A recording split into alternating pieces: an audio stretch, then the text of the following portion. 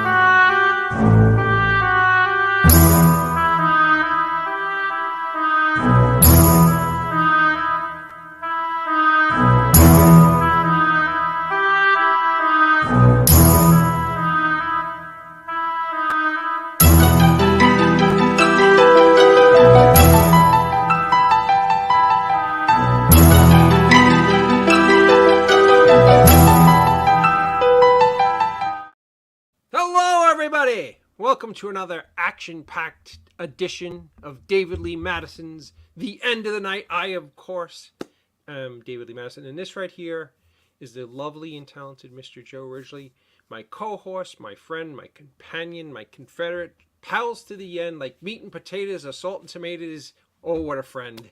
Mr. Joe Ridgely, how are you, pal? I am excellent. Looking very much forward to tonight. So am I. Awesome show. After last week's show, with literally cinematic icon Bill Sadler, who he's the president in the MCU, for Christ's sake, and Shawshank Redemption, and so many Demon Knight, the list goes on and on of historically wonderful films that he was a part of and starred in. He was on last week, and he jammed with us his latest record. And tonight, in the same vein, we have a horror icon, just a great guy. I never met him before. Joe introduced me to him in the green room a little bit ago, and he just seems like a fantastic cat, and I can't wait to have him on the show. He'll be on to discuss his new record tonight. Mr. Courtney Gaines will be joining us in a little while to talk about his new record called Safe Haven, if I'm not mistaken, right? Correct. Yeah, so I'm super excited about that. Joe, how are you? What's cooking? Anything cooking on the network we need to know about? Well, as usual, hey, we're going to be at that convention in September 15th, 16th, and 17th, Phantasm Orlando. We're going to be, the Indie Escape Network is going to be there. We're going to be covering some panels. We're going to be moderating some panels. It should be fun. You've got something coming up that weekend as well, no? I do, in South Carolina Horror Convention in Columbia, South Carolina. I will be there with the lovely and not so talented Tiffany Shepis and Tyler Main and a whole bunch of cool horror guests. So I will be out there that weekend. Come out, take a picture with me. I'll sign a copy. All right, I'm going to bring some of these comments up because they're coming in fast. You want to hit them when I bring them up? Sure. David, don't be corny tonight. Okay. Thank you. Did you do something last week? I don't remember. I have no idea. It was very kind of... Good evening, Ken. I hope you're well, brother. Sean, how are you, pal? Sorry, I was seeing something else. I'm getting old and senile. Michael, I hope you're well. Love you, pal. As a relative of mine in Florida. You need to get those cheaters on, man. Happy to see you. Yeah. Are you feeling better? Yes, I am. Much better. That was some hell of a stomach bug, which was not pretty. Hey, Jamie, how are you? I hope you're well. And for everybody who doesn't know, Jamie is on our network. She actually starred in Skinamarink, the indie horror film from over the summer. JW. By the way, JW, for like the 5th time, and I don't know why this keeps happening, JW. Joe, for some bizarre reason, when I have my phone in my pocket, my phone decides to butt dial poor JW all the time. And he has to look at me like walking through Walmart or yelling at my friend Emmett in Haven for Heroes or just being a general schmuck. So I apologize, JW, that you're always a party to my stupidity. You see, JW got it and we didn't, and it went right over our head, what Libby said. Oh, corny children of the corn. Oh, okay. Right. Wow. Right. Yeah. Right over our heads. Sorry. It's that overly sophisticated humor that always gets me. I apologize. What did Ken say? Mr. Sangla sings a little bit in his new film. She came from the. Oh, I didn't know that. I got to check that out. I think that literally just came out. Oh, sweet. Did you have anything you were saying about the network, or did you already? No, I'm good, thank you. Libby's saying thank you to JW for telling us clearing things up. Yes, thank you. You know how I like on this show when I get like a new kind of toy or Halloween thing. I want to show you this cool thing I got. Just sadly, I had to take my daughter back to college, and when I was in Massachusetts, we went out shopping, and I found this cool thing. Gonna give you full screen. All right, how cool is this? Oh, now see, I read an interesting article recently, Right. and it's exactly pertaining to this. I read, and I actually saw pictures that her hair was actually red, not black. Really? Yes. Her hair's And black. they actually have the wig encased somewhere. Oh, are you talking about the original from L.C. Lanchester when they originally did the film? Correct. Oh, I thought you meant on this silly little bust. Oh, no. I meant the original actress in Bride of Ah. Frankenstein. It was actually a red and white wig. You know what's the funny thing about this particular bust? It's the first bust that I ever purchased that actually has busts. It's amazing. but her eyes glow. How cool is that? That is pretty cool. She'll be. Is it like motion sensor? They light up when somebody walks by? No, it's just a little C cell, like a watch battery in the bottom, and you could just put them on when you want. But Very cool. My daughter and wife already threatened that when I came home from work, there was going to be Halloween stuff up. And thank God they didn't do it. I said, you got to wait at least until Labor Day weekend. Come on, girls. Yeah, No, September 1st. September 1st. You're. Well, Labor Day weekend. Somebody's asking where in Orlando is your convention, Joe? It is at Doubletree Hilton at the foot of Universal Studios. Doubletree Hilton. So if you're around, Michael, go out and say hello. Absolutely. We'd love to see you. And you can go tell him all the horrible stories about Christmases and Thanksgivings we spent together and what a really mean-spirited and horrible human being I am in person. Which I think Joe probably knows already. Sean is saying you could butt dial him anytime. So. Well, there you go. There you go. There's something that sounds kind of right nearby. Hey, come on down and say hi. I'm going to be there all weekend, Friday, Saturday, and Sunday. I think JW will be down there too, right? JW? Yeah, I'm almost scared because I might be sharing a hotel room with him one night. Oh. Yeah. I suspect that JW is a heavy snorer too, so you'll be in deep shit. Without further ado, let's bring up our third amigo, our partner in crime, our beloved Grunkle Scott Schiaffo. Is Grunkle Scott ready? Yeah, it looks like he's ready. Come up on the show. You ready, Scott? He's like, yeah, just ladies and gentlemen, Grunkle Scott Schiaffo. How are you, brother? I'm good. How you boys doing, man? Sorry I missed you last week. We had a little wackiness. Jewel wasn't feeling too well. Hey, Ken. And I had to I don't know what I had to do, but I couldn't make it, unfortunately. But I watched the show on the big screen on YouTube, which was awesome to get to watch it like that, actually. Really? What'd you think of the program? Were you impressed by Mr. Sadler's playing abilities? Oh man, his tunes are really what's the word I want? I mean, he's a hell of a writer. Those are really rich, robust songs. Well written songs. So you would think the guy has been writing songs. I guess he has been writing songs probably most of his life. But you would think he had been writing and recording tunes for forever and ever. I mean, they're so fully realized. Did you get a Leon Redbone vibe at all, or not really? Oh, certainly that's in there for sure. You could hear that.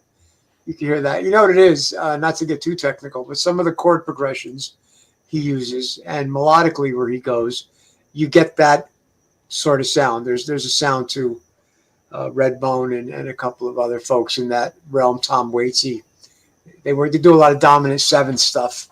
Like He's Dr. John. Exactly. It's right in that vein. He was wonderful. It was great. I kept, Jewel wasn't feeling well, but I kept saying, "Oh man, I'm so glad." I actually felt really fortunate to just kind of dig it like um, to just sit back and be able to enjoy the show and not get Right. in the way of the show, if you will, and just to listen to you guys talk and listen to Bill do his stuff, and he was really wonderful. Well, I'm glad that you weren't sitting there like, how the hell am I involved with this car wreck of a show, and decided like, hey, I'm going to lose those clowns' number. So I'm glad that didn't happen. No, come on now, I would never admit that. Not yet. I mean, what else does he have to do I'm on not Sunday there, night? not on the damn show. No. I love you guys. I love you. So do you have any big shows coming up, Scott? I've got something at the end of next month. Got that Fright Fest wackiness in Maryland Mm-hmm. with Brian and Trevor, Mm-hmm. and Ming Chen will be there as well. Man. There's a lot of shows going on though that I'm pushing for my peers, but that I'm not on the bill. There's a huge one. Well, I don't know how huge, but there's a thing called the Trenton Punk Rock Festival in New Jersey. I think it's And Trenton Flea Market, actually. right, not punk rock. Yeah, it's a punk rock flea market thing. There's like a ton of really cool bands. A band that I actually saw last night open for another friend's band is going to be at that show. The Crypt Keeper 5. They're really good. The Crypt Keeper 5, like the ones that used to be with Bobby Boris Bobby Pickett, yeah. Are you Well, it's not the serious? original. Yeah, I mean, it's a play on the name. Oh, okay. It's a bunch of younger cats who do like a horror. You know, there's a whole genre of that stuff. Blitz Kid, Mr. Monster. I guess it's the kind of genre that the Misfits kicked off years ago. But there's a whole. They created an entire genre of what they call horror punk pop, and Blitz Kid was at the helm of that. Mr. Monster. I was very, very fortunate to know those guys when they were just starting out. But yeah, that show is going to be pretty cool. So I mean, I'm pushing it whether I'm out with my buddies and my friends or not. I like to push their appearances either way. So a lot going on. Oh, what happened? How'd the shooting Clerks premiere go? Didn't you just have one recently? Yeah, that was really killer. That was a lot of fun. I hadn't seen the film. I don't know, David. Were you at the last screening of that? I was at one of them. I mean, but Is that the one that was on Comic Book Men? Yeah, correct. It was a while back. That might have been the last one in Jersey, actually, because that film had been in post-production forever because they kept adding to it, which was nice. So this cut of the film was as definitive as it gets, and wow, they did such a great job with it. And of course, I mean, I'm so partial; it's hard for me to be critical of that. It's the story of a film that I'm already so close to. I can't really. I'm the wrong person to talk to because even if it was pale, I'd be saying how wonderful it is. So I'm the wrong guy to talk to. But it was a great. I mean, playing Kevin's father is so nuts. I know that's something I never could have dreamed would have happened. And Michael, yes, Full Moon Fever is coming out before Halloween, absolutely. So we're gonna have some theatrical screenings throughout October. I think in New York, Pennsylvania, Florida, Chicago, Atlanta, Los Angeles. There's a bunch of places it's going to play, and then it's going to be out for everybody to watch on home video, like DVDs and Blu-rays and streaming and all that jazz. So yeah, it's a pretty cool flick. I just want to say two quick things. One, I watch on the full screen on the computer, so I don't see the comments. I don't want anybody to think I'm not paying attention to their comments or ignoring their comments. I'm not seeing any comments. JW, you did a great job last week. Thank you so much for coming on the show when I had my last minute foibles with my sweet pea, Jewel. So I really appreciate that. He did a great job. And I don't want to get into this now because we have an amazing guest whose filmography just is. Before we bring Courtney out, Susie wanted to know what was the name of that musical genre again that the Misfit following. Well, I think it was loosely termed horror punk, Okay. and a lot of those bands were horror punk pop, and then a lot of those bands were horror punk, but rockabilly. There's a lot of horror rockabilly punk going on, and the Crypt Keeper Five are kind of in that realm. They're really, really a phenomenal band, and Blitzkid is pretty horror punk, pretty rich. The music is really rich. The fever is near. And I want to thank everybody for all the support, David and Joe. Quickly, at the screening, I spoke with Ernie, and I've been talking with Brian. The one-man show thing that people were talking about, they finally have, and I'm still scared. I'm scared, but it looks like we're going to begin working on it. And that's going to be at the big theater? That'll be at, well, that's going to be where we're going to debut it. But again, it's so premature. I feel scared to even talk about it. But I am committed to myself to at least try to see it through. And I've got some really great people who have signed on to help with it. And until I know a little more, I'm not going to. Well, thank you, but I don't. Until it's actually a show, I feel like I can't. I don't know what, because.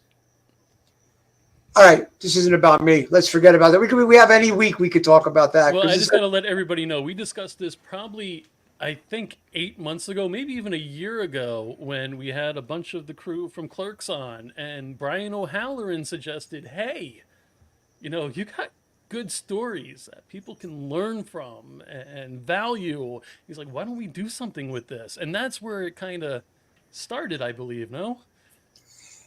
Yeah, the real seeds of it happened over in England because the book, a guy who was working closely with Jay really dug the book, and he said, you should do this as a one-man show. And he said, I would produce it at Fringe Festival. And I'm like, whoa, that was like so awesome. I never even considered that. I'm sorry. It was when we were live. It was actually Ernie that suggested it. I apologize. Well, yeah, well, no, and Ernie wanted to bring it over here once they got the theater. Once they had first they had the podcast theater, and then they outgrew that podcast theater like in 8 months, and now they've got the big place. But again, you guys have been the best because you've always been supportive of it, and we'll have a lot of opportunity to talk about it because it's going to be in production or being actually created for quite a while. Because right now it's just like this idea in the ether. Right. But I am excited. Everybody start sending emails and shit to the right places and say, hey, this is what we want. This is what we need. This is what we deserve. Oh, God. Yes. Well, we'll see what happens. I mean, I would love to put together something that is self-contained in the sense of it's going to be multimedia. There'll be some music, stories, video, and actually Matt and Libby as Libmatic have signed on with Scott Meany, who, if you remember, Scott Meany was really involved in it because he did all the illustrations for the book. So he was going to art direct the show. You did that live one time, him illustrating and you telling the story. Yeah. So, again, that way, I appreciate you guys, but I don't want to dominate this thing here. No, we're not talking about the Milford Theater. No, this is in... This is the you have a network to support you. Oh, no, this is at. But ideally, it's a show that can be taken around. It doesn't matter where the show is the point. Once it's a self-contained show, hopefully you can. It's just me, a guitar, and a laptop can take it anywhere. Right. Well, that's an awesome idea, and I can't wait to see that come full circle. I'll be the first one online to see that show, brother. Well, you'll be the first one very quickly probably asked to help because I need help. So, no, we'll see what happens. Without further ado, we've been talking way too long and leaving our wonderful guest in the green room for far too long. Man. Our guest tonight is literally considered a horror icon. He's been in Back to the Future. That's not a horror movie, so I don't know why I started with that. Children of the Corn. So many great films. He's just a really great guy. And his new album is really just a great piece of work. It's very diversified. The music is tight. The recording is very professional. The album's called Safe Haven. And ladies and gentlemen, without further ado, Mr. Courtney Gaines. What's up, y'all? How are you? As I knock I'm my good. earbud I out. was listening to the show for the last 20 minutes and going, how the hell did I get on this train wreck? That's what I was asking. It's exactly what Jimmy Carter said when he was on the show. Oh, No, good luck. Good luck with your show, your one-man show, man. Knock on wood, break a leg, make it happen. thank you, brother. I'm scared to death, honestly. So That's You know- when you know you're in the right place. If you ain't Right. going to sport, you ain't scared, you ain't doing shit. At his advanced age, he might actually go out and break a leg. That's the scary That's part. right. And then, as long as he doesn't break a hip, right? When you get old, it's all about breaking a hip. So, how the hell are you? Thank you for doing our show. Oh, no, my pleasure, man. I'm good. I'm good. I Milk mean, the hell out of this record. That's what I'm doing right now. I'm excited. This thing's coming out. I've been, trying to get this thing done for a while. This finally a label here in Savannah, local label, feature Fake Fang Records picked it up, and so now somebody else is taking the ball and running with it. So I'm like, whew. I got the record a couple of days ago from your label, and I've been spinning it virtually nonstop since I got it. And some of my first thoughts are, I get a Reverend Horton Heat kind of vibe jam. Are you a fan of Reverend Horton Heat by any chance? Yeah, I know of. Yeah, the Healer is probably the one that gives you that one. The second track is called The Healer, and I always tell people when I play it live and such, it's told from the point of view of a narcissistic plastic surgeon. Okay, I can see that now. So yeah, it's really great when I say that before we do gigs, and people, people who really lock in and want to actually are listening, going like, "What the hell is this dude talking about?" And you also have another track on it called Lookout, which I really like. And the reason I like that is it has a certain Scott Weiland vibe. Do you get that at all from that? And I'm talking Scott Weiland's names often, so I'm like, I don't know who we're talking about. Give me some help. Scott Weiland was the lead singer of the Stone Temple Pilots. Oh, jeez. Right. See what I mean? See how terrible I am at names? That's ridiculous. Well, that's cool. That's cool to be compared to. He's got a great voice. Yeah, he did a wonderful solo album called 12 Bar Blues, where he does instrument, like kind of weird, moody type of songs. And that's not, I'm not saying that song is weird or moody in any stretch. I'm a little weird and moody, but I don't know about the song. Yeah. I'm talking about the way it was vocally stylized and the way it's put together. It has a real Scott Weiland vibe. Yeah, that one I always tell people if I could do the music video, it would be film noir, do like a black and white 1940s kind of vibe. It's about a guy who, it's a classic story about the guy who gets told he's got to throw the fight by the mob kind of deal, Mm-hmm. And then, of course, he doesn't throw it, and then all that follows after that. So, like Bruce Willis in that picture. Very much what it makes me think of when I wrote it. Yeah, I don't know where it came from. It just popped in my head, when it just started playing these chords, and I was just like, that's what came out. That's the funny thing about writing music. People often ask, is it like, do you write lyrics first? Do you write music first? And the answer is both. Sometimes I write a lyric and find a vibe, a song that goes with it. Sometimes I'm just, noodling around on the guitar. Some thing starts happening, and before you know it, some idea pops in my head, and then it's like you get this, creative rush that you have to like finish this thing, and that's what I performance fun, but writing's the best. That's what I really love. I really love writing tunes. Now, I mean, you're an absolutely terrific actor, and you are a very, very talented musician. Who are some of your influences as far as your musical ambitions? Yeah, I'll actually say, like, I'll talk about acting first that same way. So, like, when I was studying, I studied, method with this guy named Virgil Fry, who became my mentor and was my manager for a number of years. And he made us watch, Monty Cliff and Marlon Brando and James Dean. I mean, the greats, right, of that method time. But even then, at a young age, it was very clear to me I was never going to be those dudes, right? Like, I'm not. Like, I mean, Jimmy Dean, you can freeze the frame and no matter what he always looks great, right? He's just like this charismatic thing, as well as talented. But I was like, I'm not going to be those leading men. So it's like, you have to find your own gig, right? You have to find your own jam, right? What do you do well? So that's what I tried to approach with music too. As far as like, I don't think that there's anybody I'd say, oh, I want to sound like that dude or I want to sound like that girl. But like people that influenced me are people like, I'm a huge fan of, Janice Ian. I think I don't play anything like her, but like, I think she's just, Between the Lines is one of the best records ever written, in my opinion. Wow, what a very cool thing to say. I'm blown away that you said that. I mean, she's definitely an artist.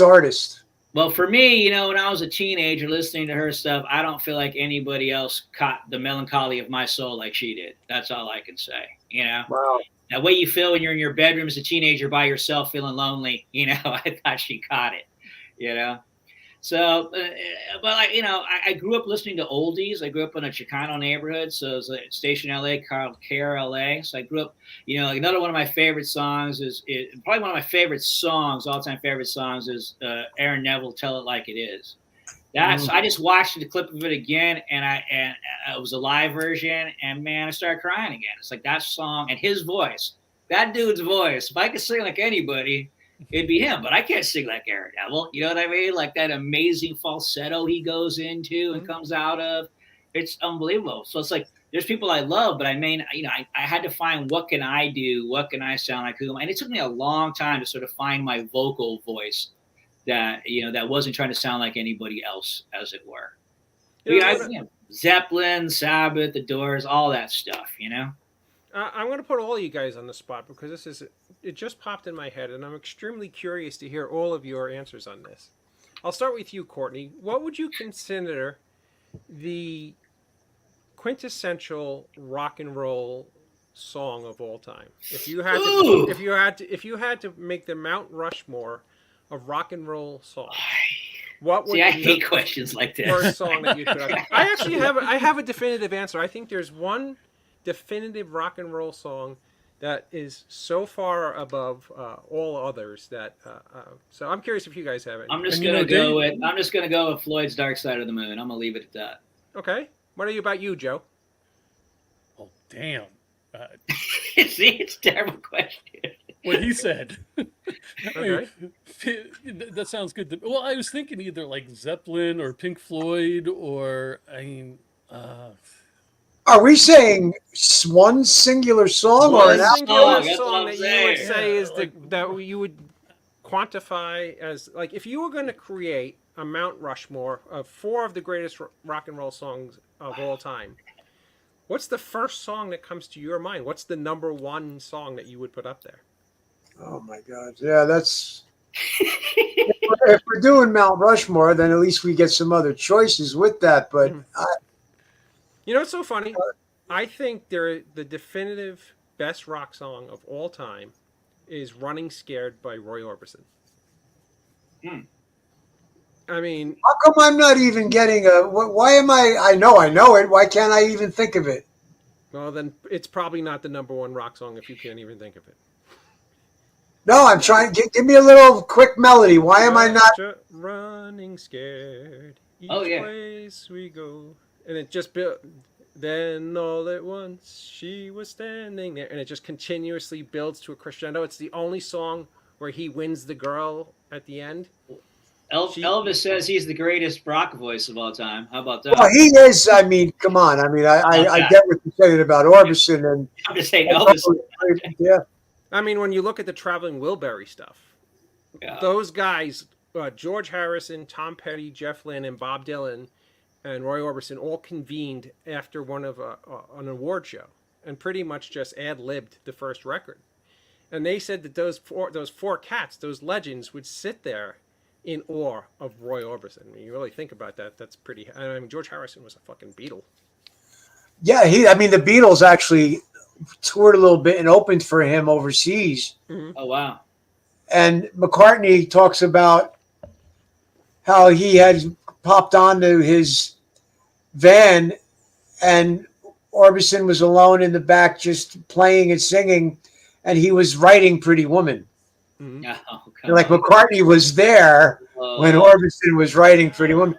But that voice is, you know, if he doesn't shake you up, then you don't have a pulse, because most of his tunes, in fact, they're written for him to go to that high place at the very end and just blow your mind. Almost every track has that. Yeah, it's also. You're Not Alone. Could you imagine what that would have sounded like if he actually recorded on contemporary equipment? I mean, he was recording like in 1950. 4 tracks, yeah. So, I'm sorry. Well, I would agree if you do the Mount Rushmore, then Orbison's head is on that, and I mean, but that's this is such a crazy kind of thing because I'm going to change my answer. I'm going to say Bob Seger. I'm What seeing song? it. What song? Uh, Come on, what song? I You have gotta no idea. say it. Old time rock and roll? No. There okay. you go.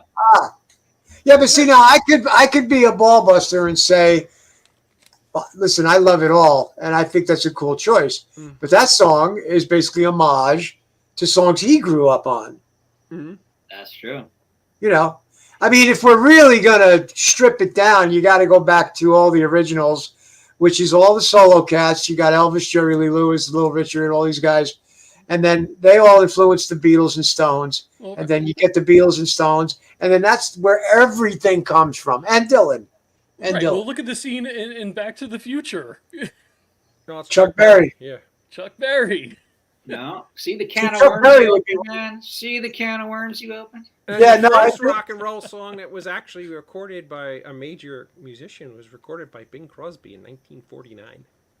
If you really want to, the grandfather of actually everything of music. song? What track was that? I don't recall it off the top of my head. You know what's funny? As I get older, like almost everything up here doesn't really work anymore. But Yeah. if everything is 1 degree of Bing Crosby, he's literally the godfather of everything.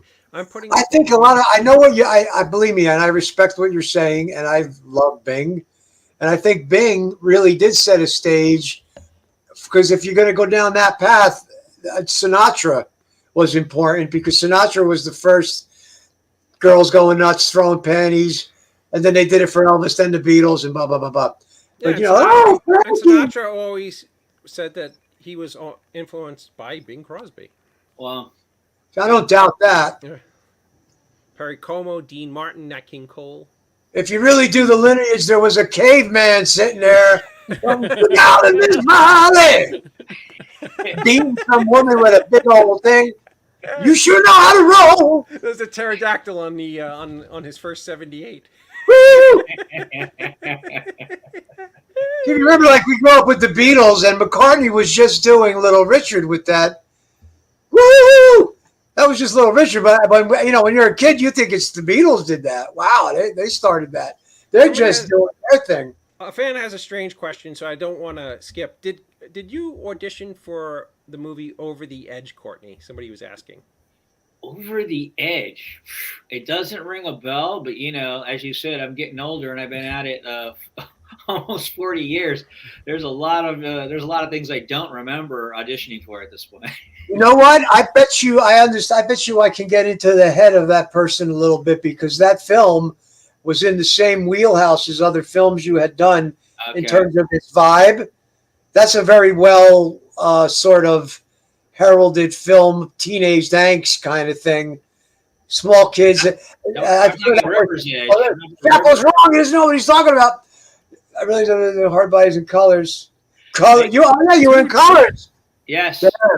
Colors. Well, talk about music. Talk about music. That movie broke West Coast rap. That was before that. I know we're talking all this music stuff, and this guy's been in amazing films, and we're not even scratching that surface. It's good for a change. But yeah, that movie single-handedly broke West Coast rap. I mean, Easily, yeah. Colors, man, the song Colors. Oh, how about them apples?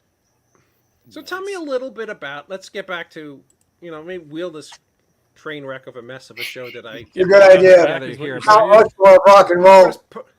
Put us back on track. My apologies, Courtney. I'm getting old. We're having fun, brother. It's all good. Yeah, I mean, I don't know. I was curious what you guys picked some shitty music for your best songs, but I'll. Oh, come on! I don't think I made a choice, did I? Well, what's your choice? But Something by the Beatles would be my second choice, by the way.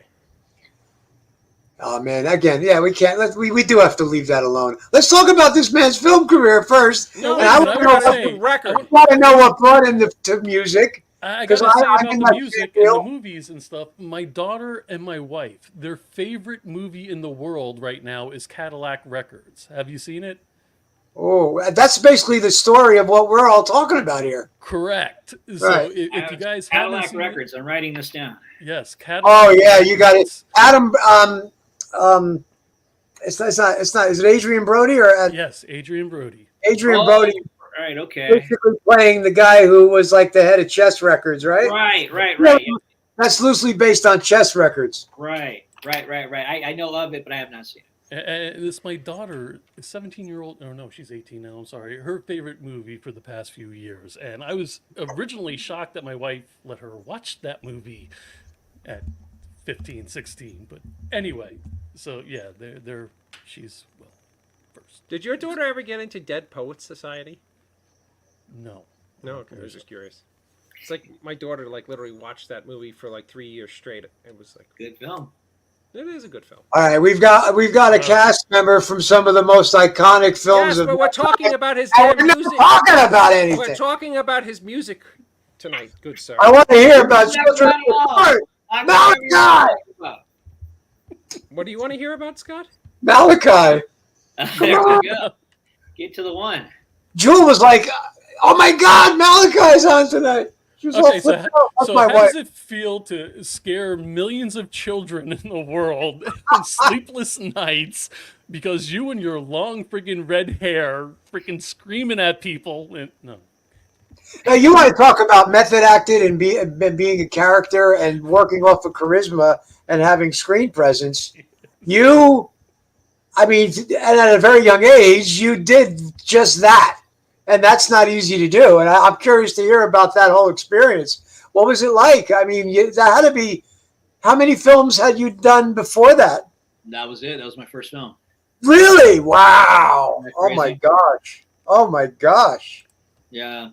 Steven, I've been studying in a professional workshop, like I said, with this guy, Virgil Fry, for about 5 years. Everybody kept telling me at that time, being 18 and looking younger was key to getting work. And everybody kept saying, as soon as you turn 18, you're going to work. You're good, you're going to work. And I was like, I don't know, I hope so. And that's exactly what happened. I turned 18 and then I went on a run for 5 years.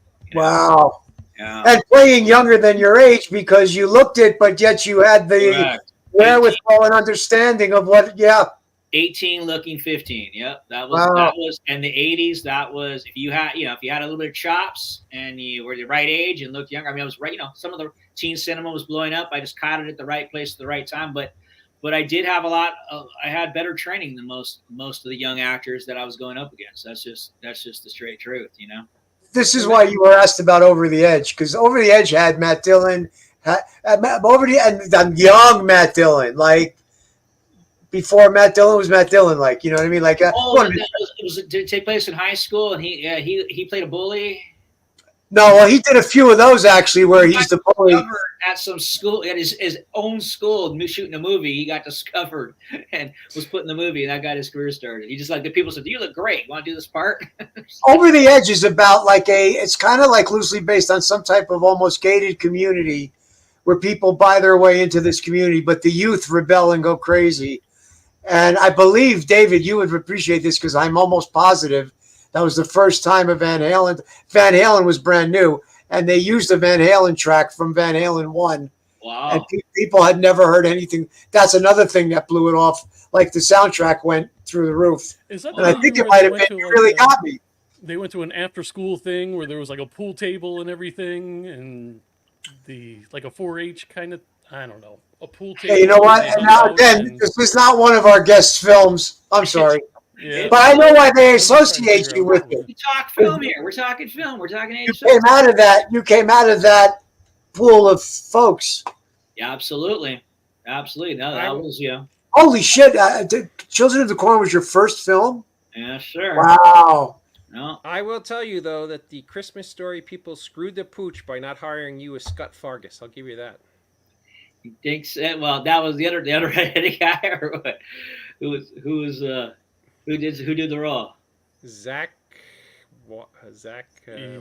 He ended up on the Titus TV series. Right. Well, he did good. Good. There was probably about 4 or 5 redheads that were the usual suspects in the 80s that we'd see at auditions. I want to talk music. I was about to if you I'm shut sorry. the fuck up for a Well, second. Jesus Jesus Christ, we kept Christ. talking about Matt Dillon movies. And I feel like a judge with a wacky freaking jury here that I can't keep under control. This man has been part of some amazing American cinema history here. I'm like Judge And I Ito know here. where now you got your. And I'm curious how you made. Were you always playing? You must have been, I obviously. started taking guitar lessons and acting lessons around the same time, 13 years old. But I certainly became a much more well-trained actor than I ever became as a musician. I sort of approached them almost the opposite because I thought of acting as a profession, and I felt like I needed to know that craft. But I sort of felt as a musician that if I went and learned too much too fast, I'd start and learn too many other people's songs, that I'd start comparing everything to something. And I didn't want to do that. I just wanted to write freely. And for a long time, that's been my approach. Technique, but I didn't go to make my living as an actor. I mean, as a musician, right? I wasn't a studio cat. Like I didn't need to know. So I wanted, and it's only recently now that I have my band, the Courtney Gaines group, I'm using my name on this one. And you can find us on Facebook to see the gigs we're doing. Now I'm going to play 3-hour sets and all that, and I have to play covers, as it were. But even then, I put my spin on them because I'm just that. I don't want to sound like them, and I'm not that accomplished that way. I just have to find like what's the way I groove. What's my funk, as it were. And, for me, I think in the long run, it served me well. But I'm sure if I had decided that was going to be my profession, I would have approached it completely different because you'd have to. So, Courtney, what was the first cover you did then? I'm curious. Because you have to choose that first one. What was it? For this group? Yes. The first cover we did? I do a more up-tempo version of Desperado. That's how we open our act. Wow. Courtney, I always liked the song, but I didn't want to play it like that. That sort of. I wanted to pick up the tempo a little bit, and it works. It works. It's not piano driven. It's just 3-piece band, bass, guitar, and drums. Courtney, are you prepared to perhaps perform one of your songs off your new album here tonight? Yeah, are we at that time? Is it that point of the gig? We can do it. I think. We've got all the might time want to in the do world. a little jam later, so that would be. You tell me if it's time. We'll do it. If we'll wait till later, we'll do it. Whichever you want. No, right now. But all right. Let's do one of the songs you talked about. Look Out. That's an easy one I can play on guitar. So. Look Out, which is track 5 on. That's right. Like I said, if I hear somebody wants to help me fund a video, be very film noir. Can't see the guitar.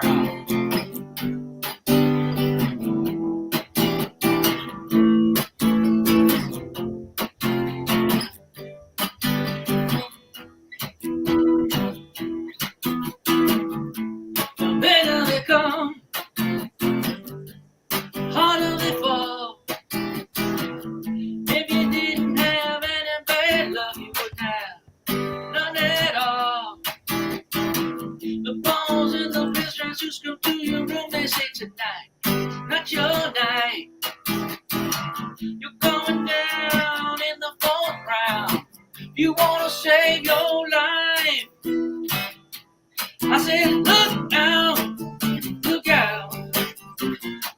You're gonna hit the wall. No down, no down.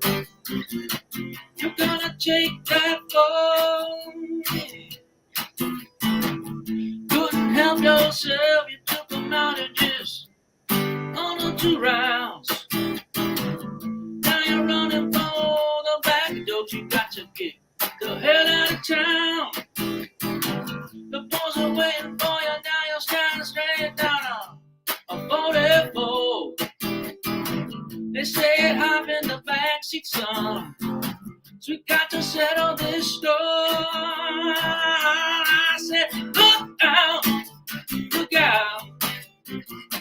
You're gonna hit the wall. No down, no down. You're gonna take that fall.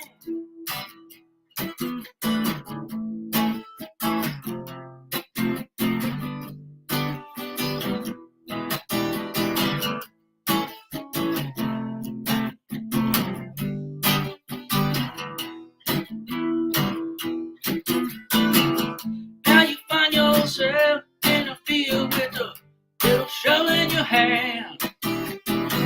They said dig if you deep now, boy. Do the best that you can. You say you don't understand, I bet myself back. 100 to 1. Let's go back in town and get that cash, boys. And we can have us some fun. I said, look out, look out. You're gonna hit the wall. Not down, not down. You're gonna take that fall. I said, look out, look out. You're gonna hit that wall. Not down, not down. You're gonna take that fall.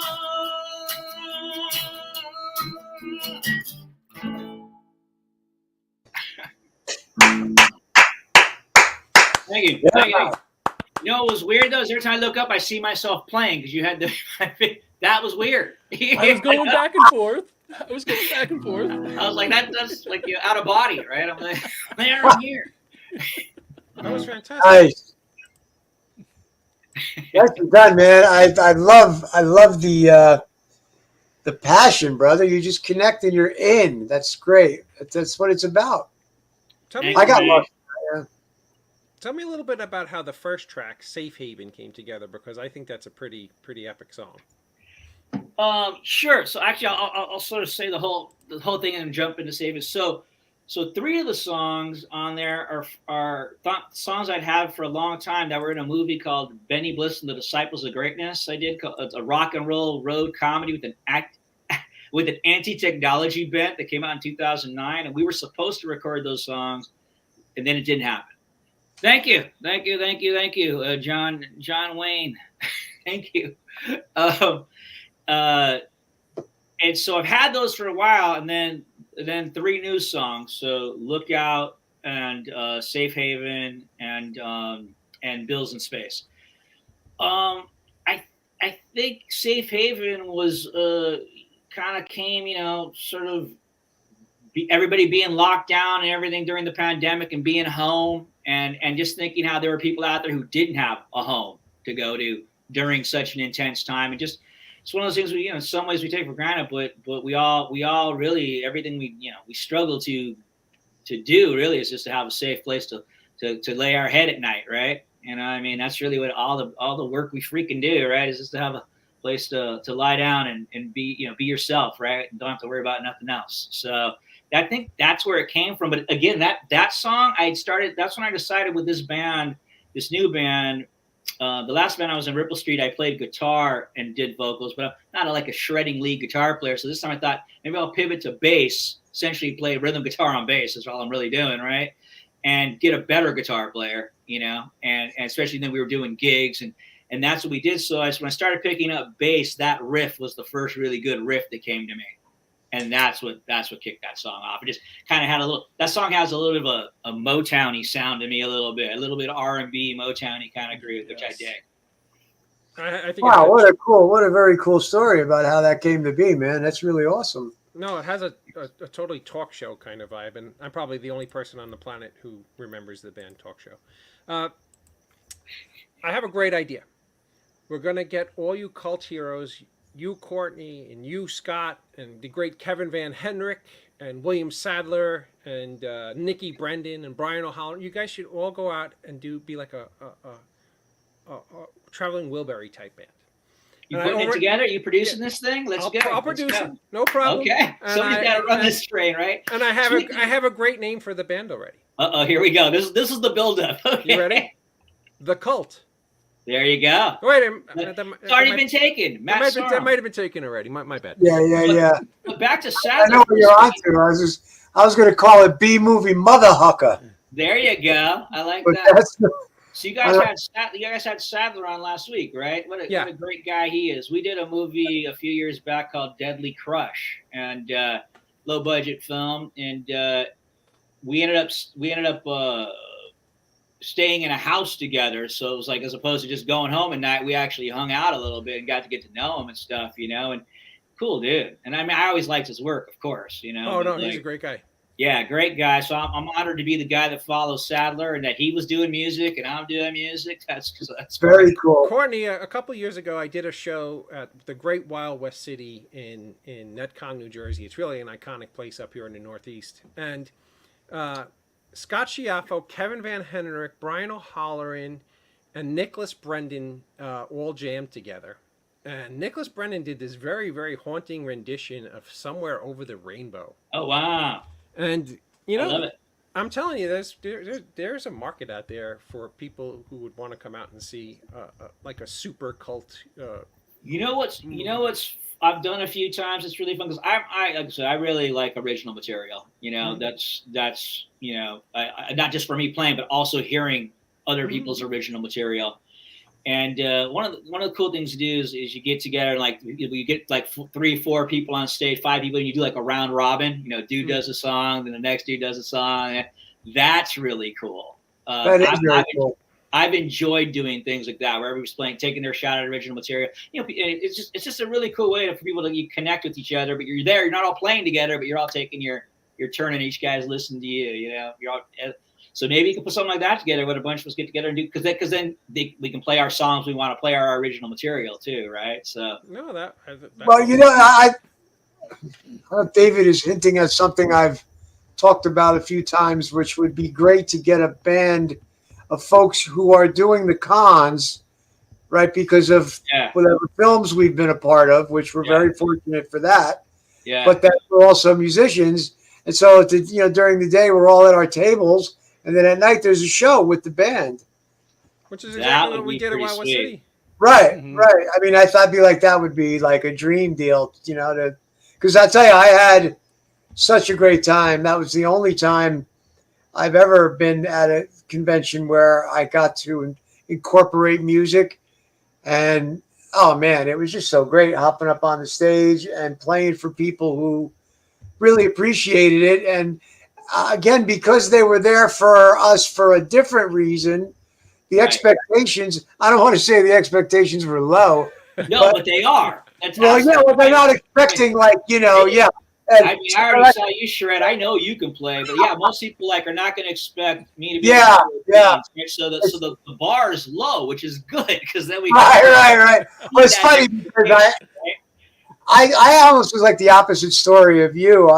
Music was my thing since a kid, and I drank my way out of music. Believe that. I do believe that. I pivoted into acting, which is bizarre. I mean, I've always wanted to act as well, and I always did act, but I was doing music more seriously in my 20s.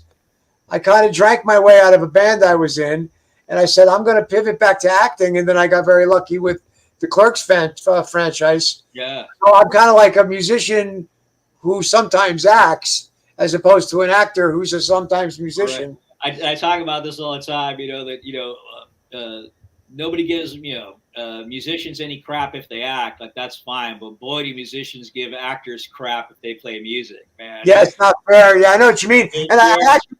They're tough. It's true. It's true. And it's like, it's so rare that anybody who's had a good amount of success as an actor gets, because I mean, there's a million. Courtney, you're in Hollywood much deeper than I am. Now why they get a bad rap, but my thing is, here's somebody first before you judge, right? It's like, there's a ton of people who are very successful actors who would blow your mind as musicians. Jeff Goldblum. Oh yeah, Robert Downey can play any instrument and sing his head off. Johnny Depp can play for real. He was a musician first. When Hollywood was in its golden age, I mean, all those actors were like Fred Astaire. Nobody in 2023 could dance like Fred Astaire. Nobody Triple in 2023 could act like Fred Astaire or dance like or sing. The triple threat thing. Yeah, I was very fortunate. I got to do a movie with Michael DiLorenzo.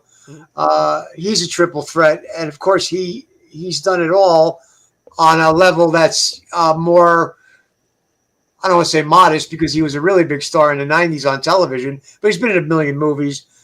He's Santiago in A Few Good Men. he was in New York Undercover.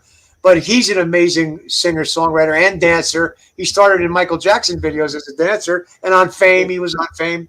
So, but you're right. I think it's a lot harder the other way around when somebody becomes known as an actor. I mean, even oh God, how can I forget his name? I'm getting old and stupid. Lebowski, Oh yeah, Oh, no, Jeff. Bridges. Yeah, Yeah. fantastic musician, and what Yeah. really would have. I think Billy if he Bob had, Thornton, you know, but yeah, you got, there's definitely a bit of a stigma, but but that's because there's also some people out there who aren't so great either. right, Well, right. you then have your Don Johnsons and your Eddie Murphys. That's what I'm saying. Bill Shatner. Bruce Willis. I don't know Willis. who Bruce Willis is. Yeah, Willis. I think David Willis. Hasselhoff. I thought that he did a good Hasselhoff, job yeah. on that record, but there was no way he was going to be able to eclipse how huge he was as an acting presence. Yeah, Bruce did Under the Boardwalk. I remember that Aaron, one. respect yourself. You know what? Yeah, I just had with all this talk about jamming. Hey, Courtney and Scott, would you guys Is it time? Would you guys possibly jam a little bit for us tonight? Sure. I'm going to follow this man's lead. If he's No, going to, we got to figure out what we're doing, right? So yeah, you just blues. you want to do He's- blues or something? He's not playing harp. Let's do something in A. That's a little easier for me to play. I'll play my finger. Or unless you wanted to do like messing with the kid or something. But I said let's do some blues in A. That's fine by me. I'm going All to right. follow Ladies you. and gentlemen, without further ado, Courtney Gaines and Scott Schiaffo jamming right here on the end of the night.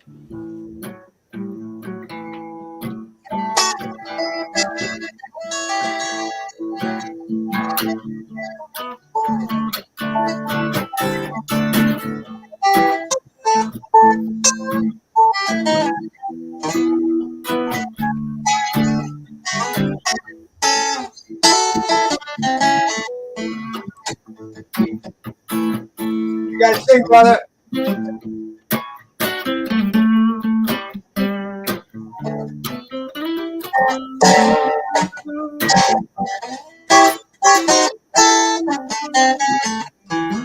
got a delay.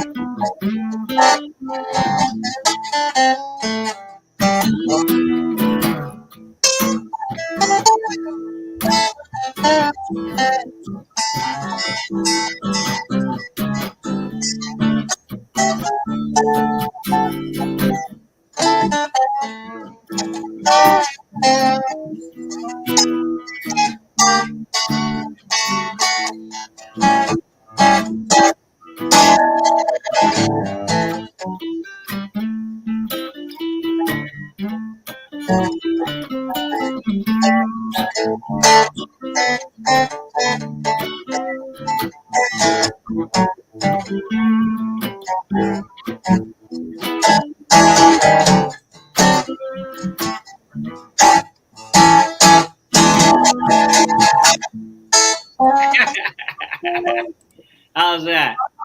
That was amazing. Rock and roll, rock and roll. Ladies and gentlemen, your free acid trip for the evening. Nicely done, brother. Thank you. No, you can play. Like I said, I already picked up a guitar. Oh, this guy's been shredding for a while. I've been playing forever and forever and forever. Yeah.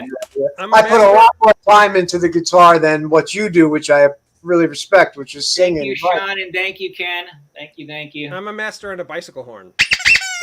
Ladies Oh, and you gentlemen, should have been jamming on that joint, yo. You're supposed to get that harp out, man. What happened? Where's the cowbell? more cowbell. Everything needs more cowbell. That's right. Great energy, exactly, Libby. Thank you, Libby. So, Courtney, tell everybody where they could pick up your new record, Safe Haven. Right. So Safe Haven's coming out October 2nd, and it's on a label called Future Fangs Records, and you got to go there to get the record. It's not going to be on iTunes or Spotify or anything. You can go on there. You can hear the whole thing 3 times. And after that, if you want it, you purchase it either digitally, or there's actually going to be CDs. And there's even going to be a short run of signed CDs. So that's how it's going to be. I'm not going through none of this Spotify BS anymore and all that. you really can't. I don't feel like you get supported. You're not making anything. People are listening, 1,000,000 listens, and you get 2 cents. So now I'm just going to be selling this thing direct, like I throw like a Bandcamp type of deal. So fake Fangs with an S records is where it's going to drop. Sweet. That, all kidding aside, we had a great time tonight having you on the show, and you're really a fantastic actor, and you had a wonderful career, but you are a super talented musician. I'm a big fan of Reverend Horton Heat, and I think your record gave me a Reverend Horton Heat vibe, a little Scott Weiland, a little bit of there's a whole bunch of sounds in there. Oh yeah, I got a Beatles vibe when I heard one of the songs. So congratulations. Sometimes you have I have someone who's known for acting or something on the show, and this is not the case with you or William Sadler, but they come on and they do music and such, and I literally want to shoot my cat. So that was not the case. Oh, I remember that. That was 2 years ago. We premiered a certain video. Oh my. Okay, good. No cats were harmed in this. No. Hey, Courtney, event. Thank God. If you stick around for a couple of moments afterwards, I'll let you know what I'm referring to. Okay. I won't say it on air. At the end of that episode, no character assassination allowed. At the end of that episode, I literally washed my eyes out with Tabasco sauce, and it felt great. Yeah. Well, I'm so glad I didn't completely suck then. No, you are actually very, very, very. Thank you again, John Wayne. Thank you. You are absolutely super talented guy. Courtney, thank you so much for joining us tonight. Please feel free to stop by whenever you wish, whenever you have something you want to promote, or you just want to come here and make fun of Joe, which was pretty much what we all like to do. Joe being a good producer. How much did you pay JW to say that? Too much. I know. Let's not discuss that. Right on. No, it's good fun, guys. Good fun. Thanks for talking music. It was nice not, if you guys want to talk about certain actors, it was nice to cover a bunch of other topics. We had fun. Thank you for a lifetime of great memories, also in films like Back to the Future and Children of the Corn and all the great films you did. So, that being said, ladies and gentlemen, Mr. Courtney Gaines. Thank you, Courtney. Thank you, Courtney. Man, wow, what an awesome guy. Man, this is amazing. I can't stop smiling. That's a good thing, right? I know either that or my meds are off. One or the other. That's a good thing, too. Did you over-medicate? Because I'm a fan of that. They keep wanting to bring up Hard Bodies. Yes, Hard Bodies. I know, it was tough because that cat has been, it's like a lifetime of films. Right. And then, we focused on the music. We had to. Not that we had to, but, it couldn't do it all. But, I mean, I looked at his IMDb, and then I was talking to Jewel earlier, and he's been at it since a kid. And, he did have a real presence on screen. And that's not something you either have it or you don't. I have to bring him back up for 1 second. Courtney, can I bring you up for 1 second? I'm thinking he said yes. I'm back. Yes, sir. I'm back. Okay. Popular demand. So JW brings up a very valid point. We do a Halloween special and we do a Christmas special. Would you be interested in joining us in either one? They're usually a couple of weeks before the actual holiday. And usually are star-studded. And I'm putting you on the spot, and you're live. That's maybe the Christmas one, Halloween. It's always such a busy time of year, right, cons-wise and all that stuff. Speaking of which, I didn't plug 2 things, which I should. Good, go. One is this thing called Phantasmacon, which is it's not a it's like the Annabelle doll is really going to be there and stuff, which I know, and I may not have showed up, volunteered. And it's in like Connecticut and stuff. And then the other one is this thing called Haunted Pyramids. It's a haunted house thing. I'm actually just talking about playing for the right fans. I'm playing. There's a whole night of like music, and my band's playing 2 nights, the 14th and 15th of October in North Carolina. So that's great. Gonna do some Black Sabbath and some stuff like that, and have some fun. That is cool.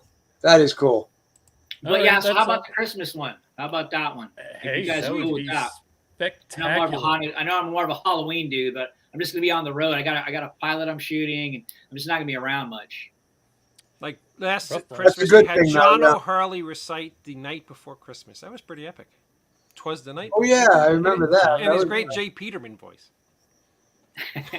Cool. Well, so yeah, now you'll have a bunch of people on, right? So it won't just all be me having to do this, right? So No, Right. there's usually about 12 to 15 Sweet. people on that episode. great. And, All right, we won't put you on the spot any longer. and Bye. they all make fun of me. Well, that was Ding! goodbye, Courtney. Oh, yeah, look at he got the hook. Wow, Joe, man. Well, Back Dave was in a hurry before, so That- but in all actuality, yes. I see thank you. a Reggie Jackson, Billy Martin in the dugout. You know, Reggie went over and kicked the shit out of Billy Martin for pulling him out of the game too quick on that one, pal. I guess the only time I've ever been taken off the and brought back on and taken off and brought back on. This is a first. Hey, That's why it's everybody's favorite train wreck. see, you'll remember me for that. Yes, absolutely. I assure you, he'll remember you for other things. Thanks. All right, thank you, Courtney. Good night, Courtney. Good night. All right. On that note, gentlemen, Somebody wants to talk about Corey Feldman in the Burbs. we're not talking about Corey. Oh, Feldman. because he was in the Burbs, Yes, he Courtney. was. In the Burbs, yeah. Sweet. All right. So I ladies want and- to. Well, go ahead. Cast Go, it, ahead. what do you think? Go, Joe. No, it's okay. I was going to say, ladies and gentlemen, if you're first time tuning in, make sure you go to David Lee Madison's The End of the Night on Facebook. Hit the like and subscribe button. Also, go to the Indie Escape Network. Hit the like, subscribe, and follow button on our Facebook, TikTok, YouTube, Twitter, and Instagram, if you would please. And that's all I got. Sorry. And again, I want to thank Mr. Courtney Gaines for joining us tonight. He was an absolutely fantastic guest. Thank you, Grunkle Scott, for being my pal and my brother. And thank you, Joe, for also being my pal and my brother. We'll be back shortly, probably next week. And with that being said, remember, no man's a failure who has friends. Good night, everybody.